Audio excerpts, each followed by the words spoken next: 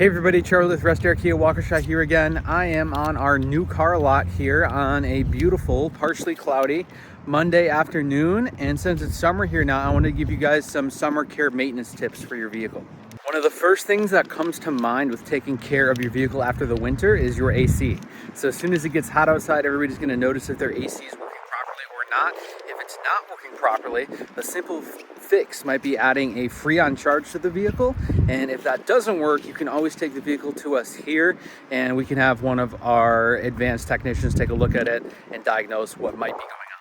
You're also going to want to make sure that your tire pressure is at an adequate level. For most vehicle models and tires, that's going to be between 30 and 35 PSI.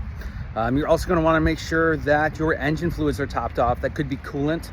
You could simply check by undoing the coolant cap and seeing if that coolant is at an adequate level. If it's below the line, simply fill it up and then you'll be ready to rock for the rest of summer.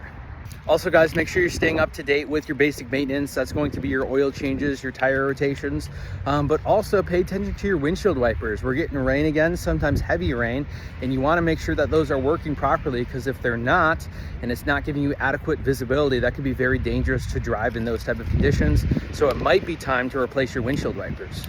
It also could be time to replace your air filter. So if your vehicle's here, we're doing a multi-point inspection on your vehicle to let you know if you need new air filters here in our service center. And it might be important to replace those because that keeps your AC functioning properly. And if your AC goes out, that can easily be a $3,000 to $4,000 repair bill. And lastly, as a pet owner, I want to remind all other pet owners that even if it's slightly hot outside, your vehicle's going to warm up a whole lot more than the actual outside temperature. So don't leave your pet unattended in your vehicle for more than a few minutes at a time, and especially even less than that, or don't do it at all if it's getting really hot outside.